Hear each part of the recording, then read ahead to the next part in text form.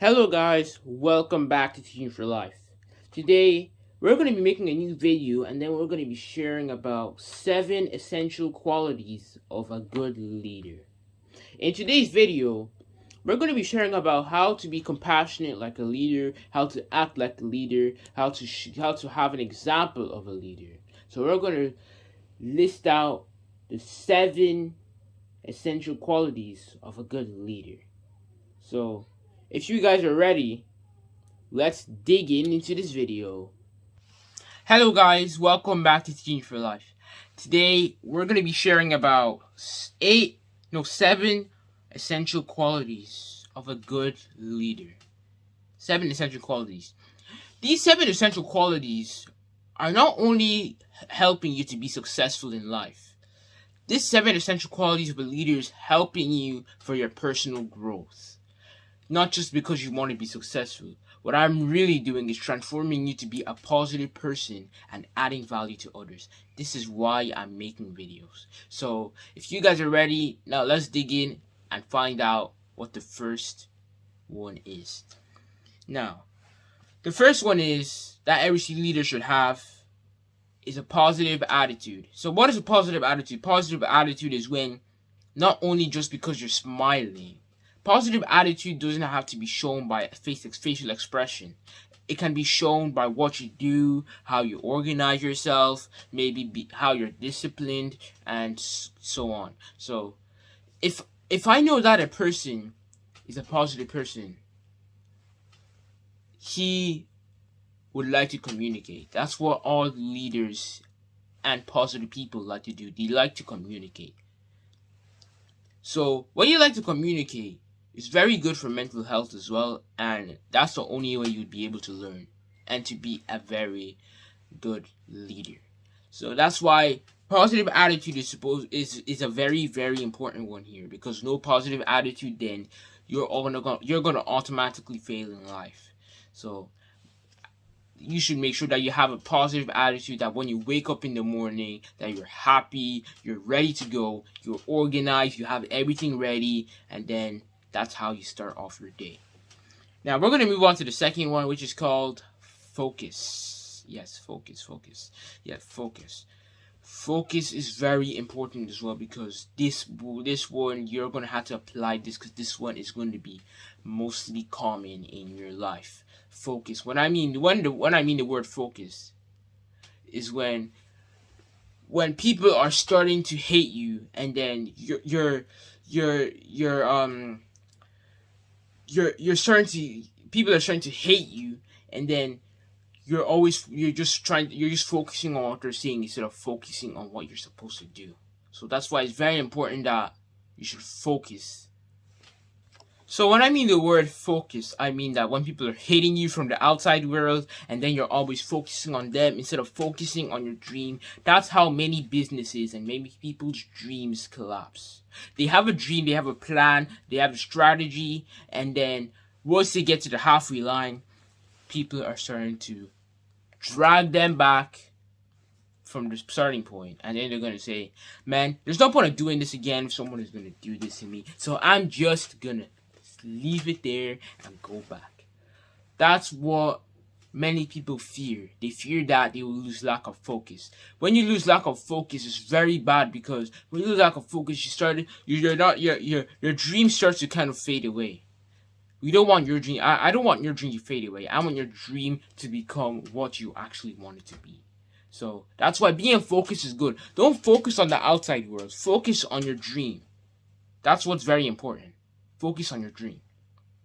Now we're going to move on to the third one, which is good leaders always show the examples to their downlines. When I mean downlines, they're their followers. Yes, they're followers. So leaders always show a good example. Now, how you guys are maybe thinking, how am I supposed to show a good example? Well, the only way to show a good example is do the small things first, and then you will achieve the big things. Simple stuff like, if something is on the ground and then someone can trip over it, just pick it up and put it somewhere where someone won't trip over it. That's how you can start being a leader. Being a leader doesn't mean you have to, he's gonna, he can jump off and parachute, so I'm gonna jump off and parachute as well. That's not how it works. You can parachute from like a 10-foot building and then work your way up. That is how leaders become leaders. They don't just imagine it. They just magically become leaders. They have to do so. They have to work on the little things to work their way up to do the big things. That's why you should always do the small things before you head to the big things.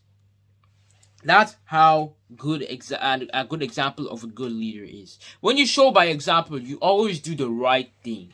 You do the right thing. When I mean doing the right thing, I mean you do something that is good, like cleaning your house or changing your duvet or something, or washing yourself, brushing your teeth, helping out at home. That is how good leaders work. Just start helping out at home.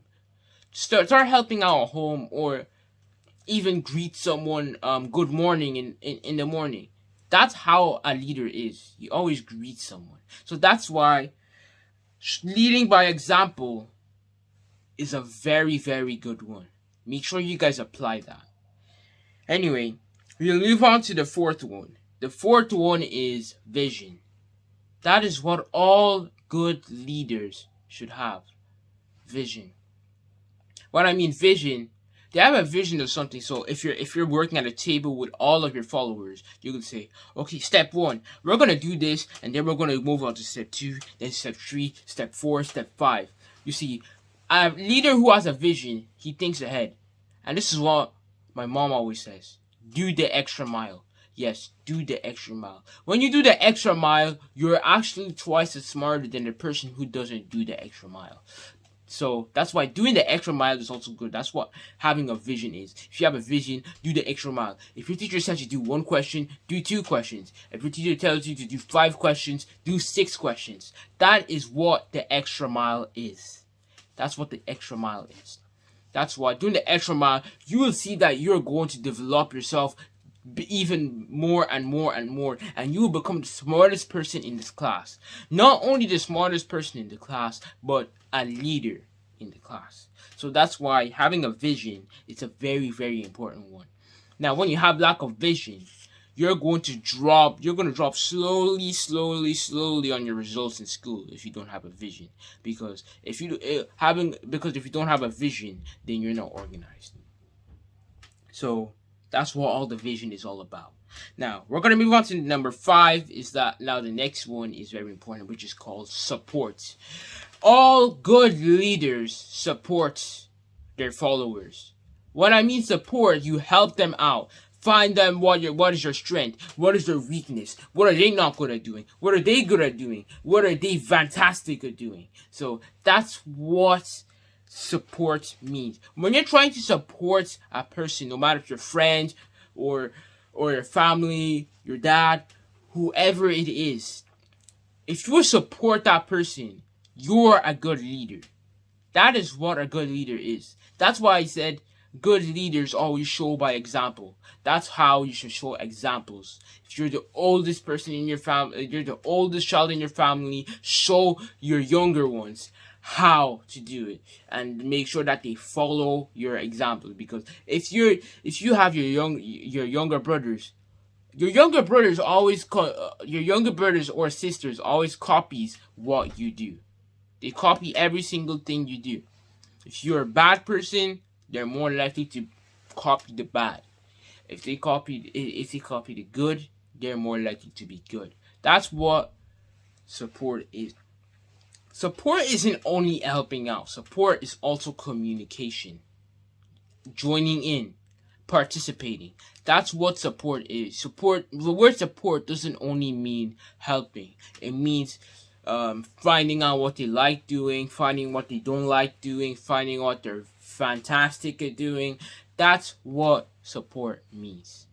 I hope you got that right. That's what support means. Now we're going to move on to step 6, which is strategy. Strategy. All leaders have a strategy. You see, a leader without a strategy is not even a leader. Because leaders need to have a plan or a strategy. You can call it a plan or strategy, but I'll call it strategy.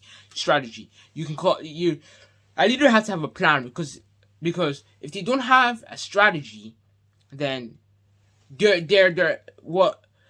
going to be disorganized, and then the followers will start copying the bad thing that the leader is doing because he's disorganized, and then that's how they're going to be the disorganized person in the next generation and the next generation and the next. That's why we always want to show out the good, not the bad, the good.